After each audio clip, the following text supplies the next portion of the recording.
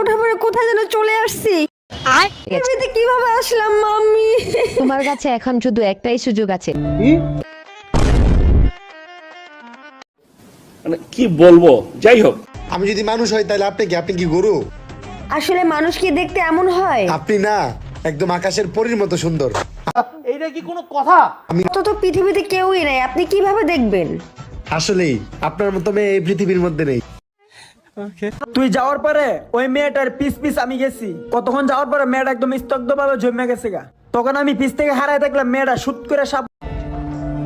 কি আরে বলুন কি? তখন আমি পিস থেকে হারাই দেখলাম মেয়েটা শুট করে সাপ।